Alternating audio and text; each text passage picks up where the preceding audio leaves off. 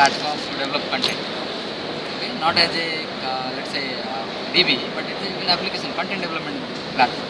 So it has its own message broking layer. It has its own gateway. So if you look at a lot of things are built into it. So it's an appliance. Okay. Now when you say that appliance, then what is this REST4? Okay. Now in short, for your information, this is simplified for HANA. Okay. That's why S for replaces by 4 and it's HANA. That's for HANA. Okay. Now next question generally will come to you. Now what is simplified then? Isn't it? What has been simplified? What has been simplified? Now, before you understand what is simplified, you need to understand where is the complexity. Isn't Yeah. it? Yeah. Now, that's something that I'll talk about. Right? But then, in a very nutshell, if I have to take why is S/4HANA, why it is a big announcement now, this is because this is the biggest innovation SAP has done after R3. Okay. Okay. All these innovations, see, every year, like you come here, you will be seeing something new. Isn't it? Yeah. But then this is what we claim is our biggest innovation. Even though we have seen all these deltas over the years, if that is massive, then you can imagine what is it. Okay? That's a clear hint because we ourselves claim this is our biggest innovation. Okay. So this is Bill who has in last affair talked about it. I'm not sure, this was in news. Yes, he has talked about it. So we as a company we are proud to have this biggest innovation launched to market. This is in Q4 2014. And if you look at Bill, if you have followed Bill, his Twitter comments or any kind of conference comment, he has been talking about things regarding simplicity. He always have asked, let's run things simply. Okay? And that's why the drive is to have simplify for HANA. So make things simple. Now with that context, I'll come to the point. Okay? What has been done in past, and we have to look at the complexity. Okay? Now complexity is in general in the IT world because of the scarcity of data or the scatteredness of the data. Okay? Now if I have to quickly point it out to you so that you can connect to the point. When I say scatteredness of data, our customers do not use a homogeneous landscape. Okay? They use a heterogeneous landscape. And that's the reality. There are very less customers who use a homogeneous landscape with one customer which is given. Even though SAP gives as a homogeneous, let's say consider a case where in homogeneous landscape, SAP is only landscape, then you have ERP, SRM, CRM, everywhere the data is there. Okay? You have to probably have MDG in place to again map the data. Okay? Then you have certain external tool, legacy systems. Okay? All these are there to finally make your business run. Okay? In this context, if you have to look at, if somebody says that I want so and so report, the first headache for IT is that okay, where is the data? Okay? Because the big guy who is asking for a report, he will not tell go to this table and pull out this field and then give me. Otherwise, he would have done it. The entire IT force is behind to now find out where the data, how do I give data. Then you have people who is really verifying it and then say that, okay, I get this report now, let's create it. Then your entire development, coding, everything starts. 3 months exercise, come up with a report. Okay. Why is it taking 3 months? Somebody has asked for a simple report. He knows that this data is there in the system and he has asked for a report. Why did we as IT folks took 3 months to get this data? That's because of the scarcity. Either we don't know where the data is coming from, how the data is matching, that's the scarcity of data. Or even though we know it, it is placed in different places, and we have to now make sure that it comes to the place. And there, in this process, what we are saying, the data is scattered, and it's taking massive time for me to put it together, to make it in a report. And that's the challenge. Do you agree to that? Yes. Next point. How often you have found a data whenever you wanted? You said that my data is in the table, I want it in a screen. How often you got the data whenever you wanted? It's very rare if all the fields are not there in the one table. Then it's like, okay, so many tables, this system, that system, how do I pull it? Then if it's a current data, it's okay, still I can pull it out. If it is past data, last 6 months data, comparable data, gone case, right? Write a bad job, pull out the data, put it to a view, again this view, again pull out run another batch job, pull out some data. Isn't it our traditional life today? Yes. How many batch jobs companies run together? There are basis consultants only sitting to write batch jobs. True. True? Yeah? Why do we need this? Why can't we simplify our own landscape? Do we really need to write batch jobs every time we have, if somebody is asking for a different report? Ask the companies. This is just, guys, I'm giving quick examples so that it will catch your attention. I'm not talking these are the only complexity in the landscape. And this is not only true for SAP. Go out and look at market. Every ERP implementation, every other custom implementation, be it custom made solution for running a ERP scenario or any another ERP, same is the case. If you find some other ERP where all these things are simplified, let me know. I would be happy to understand the scenario. Now, last thing but not the least, how often technology around us change? Frequently. Sorry? Very frequently. How do you define that frequently? What is the interval if you have to quantify that? How many years the technology changes in this era? Okay, In just take months. the example of 3 month. months, Ah. 5 months, 6 months, 1 year. Different technology have a different innovation cycle. Right now we are using Windows 9. Changing. Yeah? I mean, Windows 9 as a OS package you are talking about, but Technology. that's still as a group. Windows is a grouping of lot of technology. Yeah. I'm talking every technology. I mean, and look at around. Have you seen one paradigm now?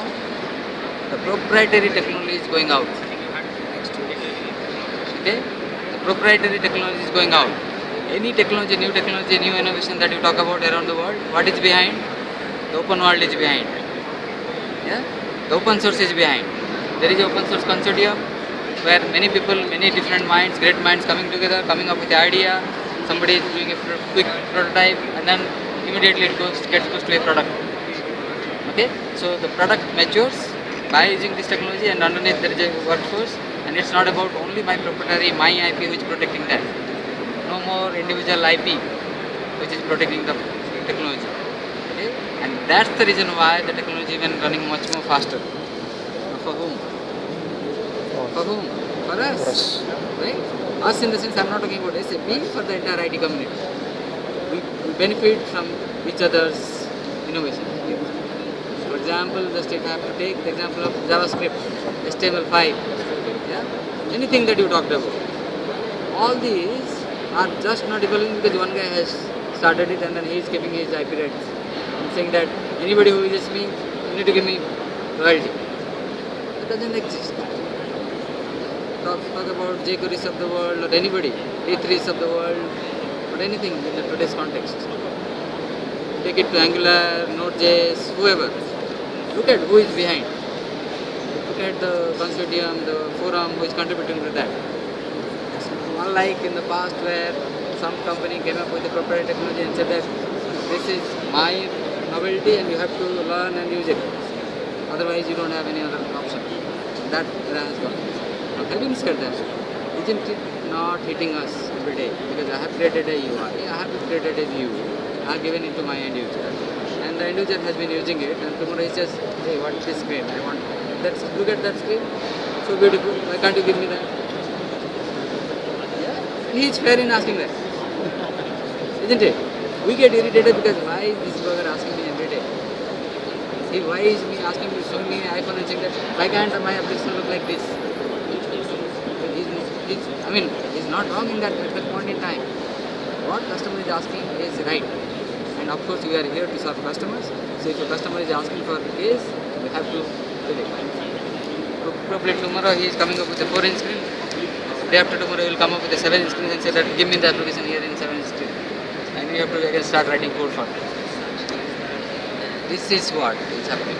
Today it is probably X UI technology, tomorrow it's Y, day after tomorrow G, and you have to keep adapting to it. Now this is leading to your complexity. Isn't it?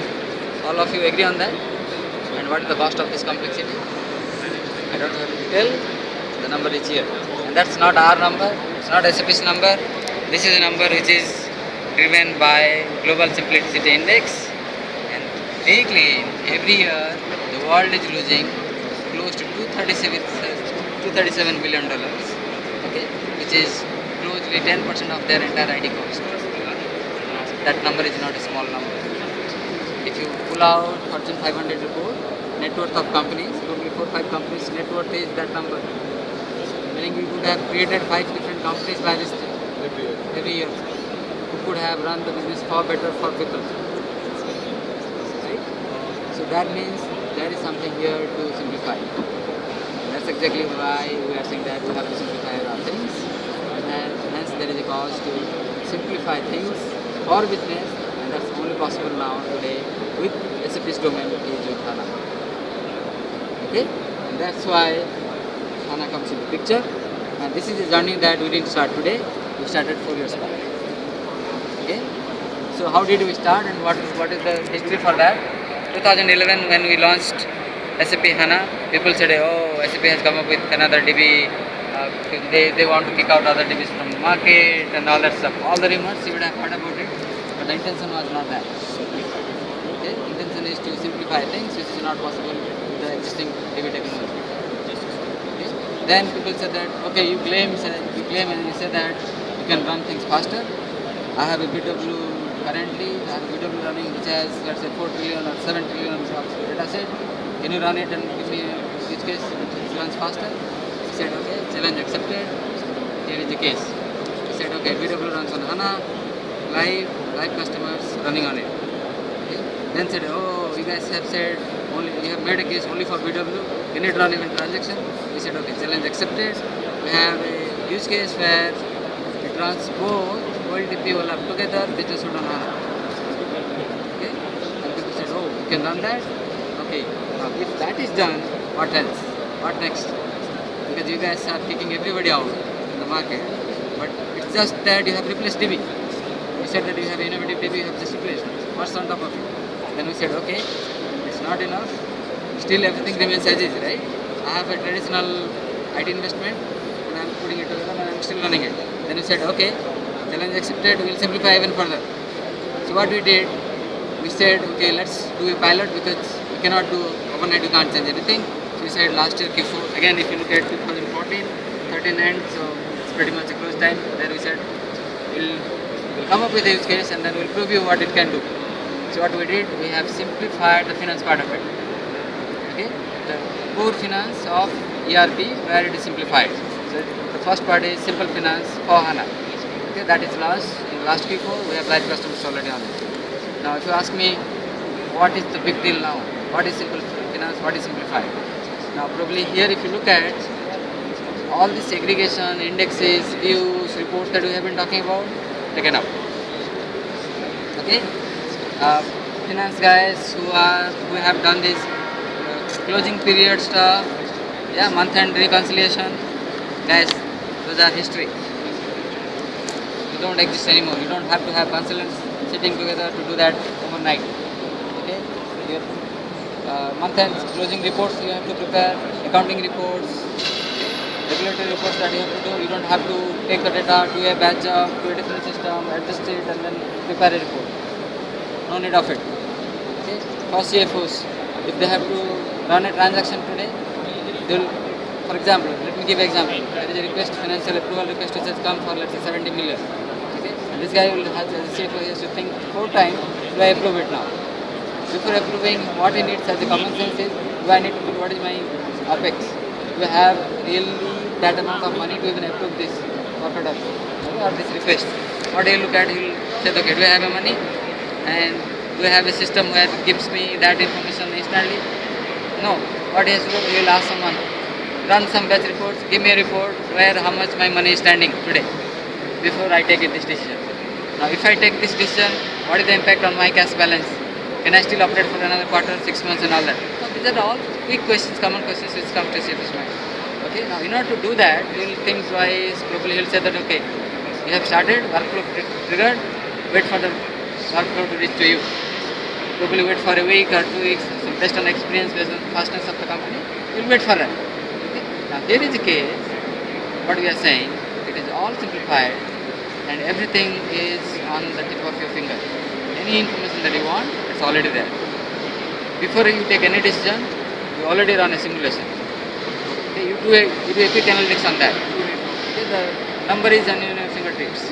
You run that. Okay. These batch jobs are over.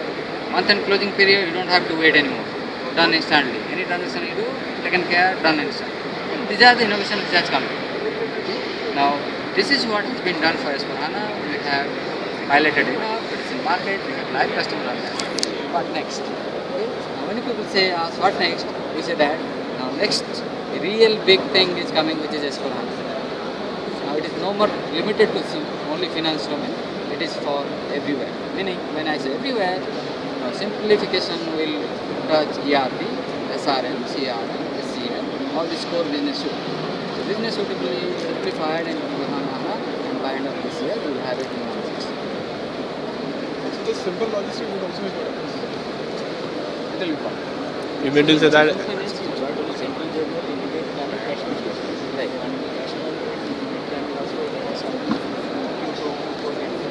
Right. Apart from simple journey, you say it's not changing. What exactly else? In detail, I have to point it out to a functional expert in the simple answer because in general I will not get it. What is this S4 term indicates? Simplified for HANA. It sounds simple. Simple finance, simple logistics, simple HANA and changes. It's like So just in gist, if I have to talk about, if you have to understand, it's information again.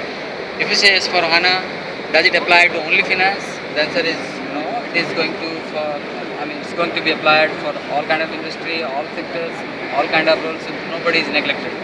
So entire business is covered. Okay. Now, couple of things, highlights that you need to look at. Now, many people have asked since last 2 days, can I still run the subway screen with the transaction code in Simple Finance, or rather in the S/4HANA world? The answer is technically yes, but believe me, after using for a while, you will forget there is a transaction code which was existing in the business world. means T code will going to be obsolete? It's not obsolete. The end users will hate to use it. They will hate to use this transaction codes. Nobody has to mug up the transaction codes. Nobody has to mug up where to have to go and fill the field. And that's only possible because of the role-based approach using Fury. I guess you would have heard about it, seen about the screens of Fury. Yeah. Yeah? So basically Fury applications are role based, and these role based applications will exactly tell you what a end user needs to do. And then it's in pure language format, meaning if I am in English, I'm looking at English screen, or say I'm using the English as a language in my browser, I'll say create sales order instead of somebody is asking me to run VA01. Probably 90% of our customer base do not even know why VA01 for create sales order. It's because somebody has pushed that transaction and you have to use it. You have no other option. Yeah. So from that point of view, now it is made easy for the end user. Probably as a consultant I see. But within your role, there could be deviations or variations between You have to user go to your user base, ask who is the user group, what they are asking, and exactly create a Fury application for that. So for each variations within your role, you have to create a separate Now application. the old role and new role are different. Now currently in the new role world, you have to look at what is the end user's role, not the business subject based role or PFCG role that we created and set earlier. His question was like, for example, we were talking about trade sales order, right? Right. So there are some country specific orders. In Germany, has some requirements, there are some specific Create a Fury app only for that. Also, for sales order, we'll have to. You can have n number of sales order applications, only specifically give to that user base, so they are only using that. They don't have confusion. If I am in this country user base, I have to take this parameter or variant to use this. So we'll end up having a lot many applications. Fair enough. Okay, so you can have this application created, you can put them to the catalogs. Catalogs can be assigned through again a backend role to the specific user group. So what we are saying, because if you have to look at, the end users will be no more looking at your screens anymore. The statistics from the device manufacturers say that they are going to cut down on their laptop or desktop manufacturing in future. So these are going to be obsolete in probably 5 to 10 years time. So what people will be using more tablets and mobiles. Now your applications has to be ready for that age. And if you have to reach out to that, you have to start somewhere. If not today, tomorrow you have to start for sure. But every time you need to change an application, so you need a technical guy to do that, or is it something? No, that's exactly the reason why I'm talking about Fury. Fury, you only create the screen once and it applies to all form factors.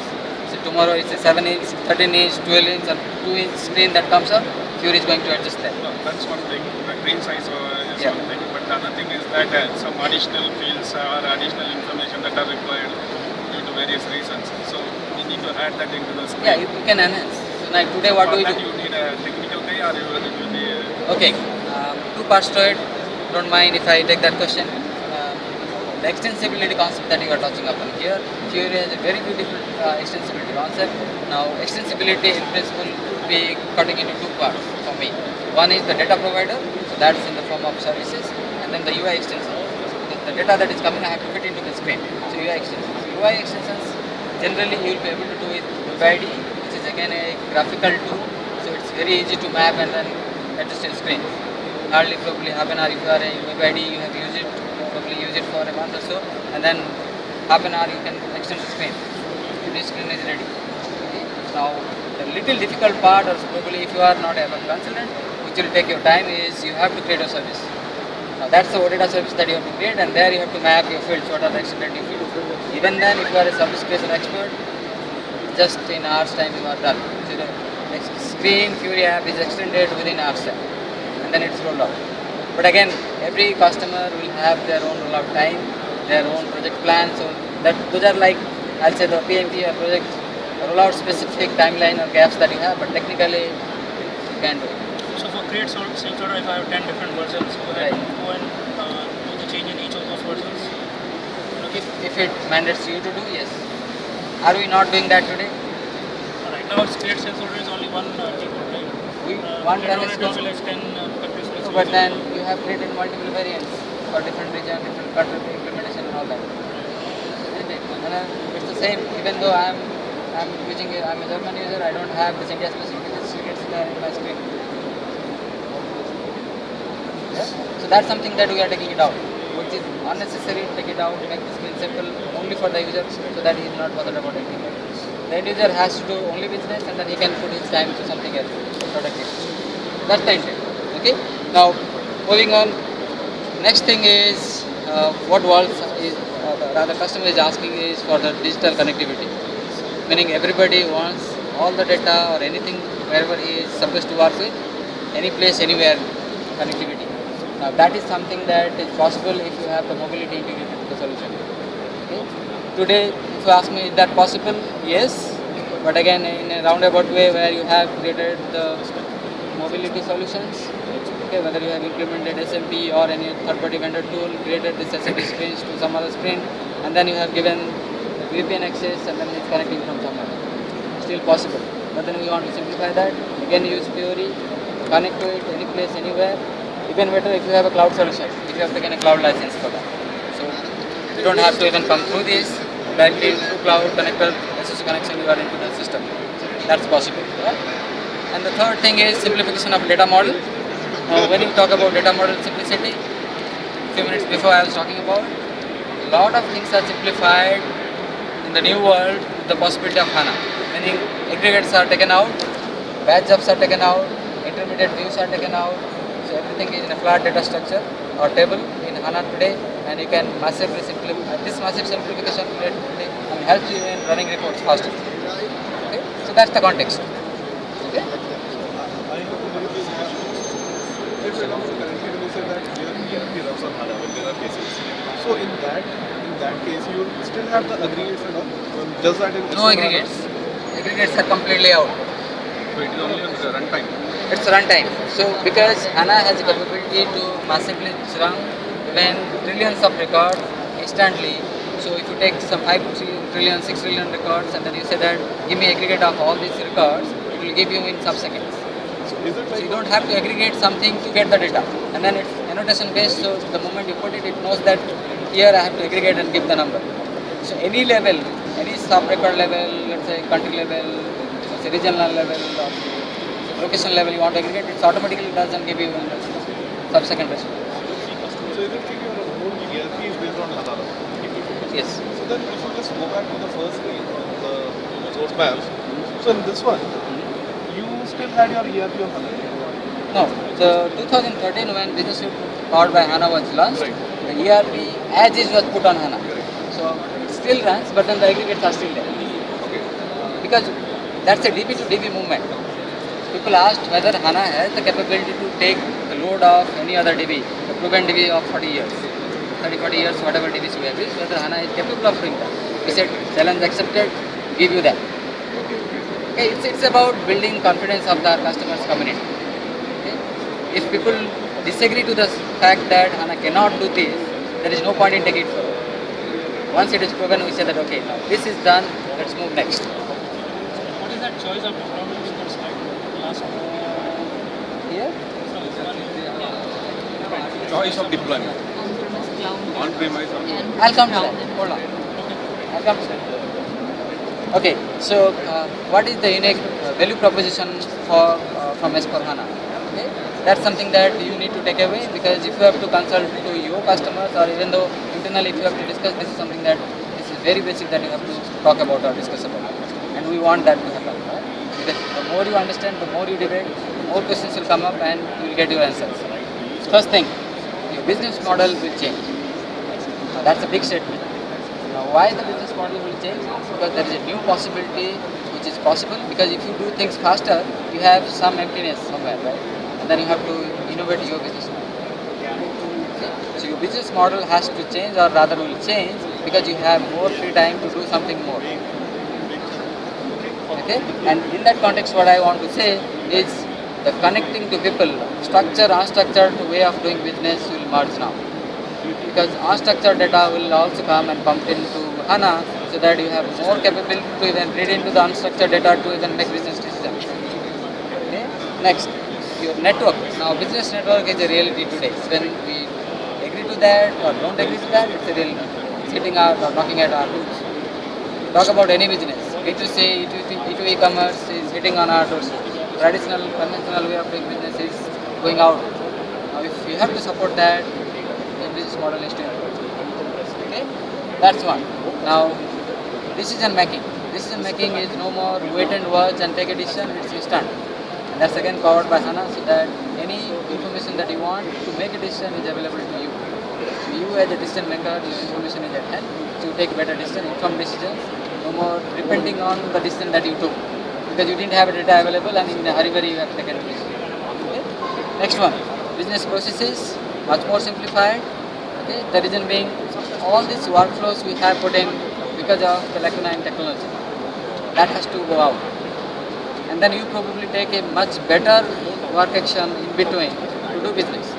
So for example, 5 approvals you have put in between because you didn't want the end user to know that we have a technical gap there. We are waiting for some data to come and to take a decision. That is out, so your business step has been reduced. So we have simplified business process. Next, user experience. That's the big thing. How many customers of yours have asked that we don't want that SAP blue screen? Let's be honest. Yeah? And every time you go to a customer, I don't want this blue screen. I'm fed up using this. Take this data, give me another HTML5 screen, or in yesterday's probably some JSP screen, and map that with a RAPI or some service and then give me that. I don't want. And then, even though people have said we want to use SAP, ERP you have a screen, CRM you have a different screen experience, go to SRM you have a different experience, same SAP, multiple experience. And I have to also admit that SAP have been acquiring a lot of companies these days, and when you maybe comes to our arena, it has a different experience. And that's killing the entire end-to-end user experience in a business process. And that is simplified here. That's using again Fiori. So all the apps, irrespective of these different domains, they are put together into the Fiori launchpad, so that your starting point is one, and any application that you trigger from here has the similar interaction pattern, similar visual pattern. So from the end user perspective, it is better. So do you still make use of the NetWeaver gateway to enable Fiori in S4? Yes. So there is no change in the architecture? So far, no. So far, there is no change. Gateway is yet to continue. Okay, so what is the key architectural change if, say for example, if I have a customer who is running Simple Finance Okay. with NetWeaver Gateway deployed and they also have Fiori configured for Simple Finance, right? What is the architectural change? That will be That is the same as S4. it will continue. No, S4 HANA is the next wave from Simple Finance. Simple Finance is the starting point for S4 HANA. Are there any architectural changes? Not really. It will continue to be. And then, because Simple Finance is the first functional area which is onboarded in this architecture, and then others will follow. In one of the FAQ questions, we saw that all the business suite components like CRM, SRM, SEM, PLM, and of Right. course ERP, they will all be converged in S4 HANA. So can you explain about how it happens? What is the, I mean, are we going to still continue? Are customers going to have separate SIDs for each of these applications, or it will be a single SID? Initially, the target is to have single SID, single box to run everything. So similar to how we had R3 during that time, we didn't have CRM. Are we going to do that? When it is expected to also? Year end, this year end. This year. So on 15 end, we will have most of it rolled out.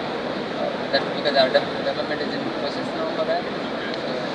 But then it's again an external event, it will be rolled out. So if I am a customer and if I am actually having all these components like CRM, SRM, or LBA, enterprise portal, so will I be in a situation to migrate all my data into Yes.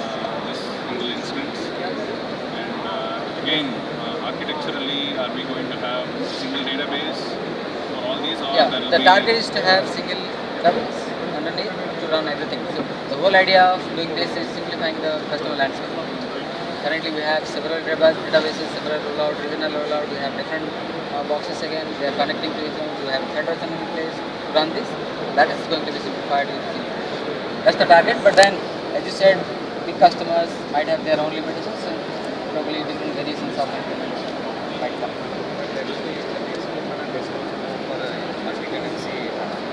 Yes, that is anyway. HANA is with multi-tenancy, so that is also possible. No, multi-tenancy when you talk about, He's talking about multi-tenancy MDC. okay,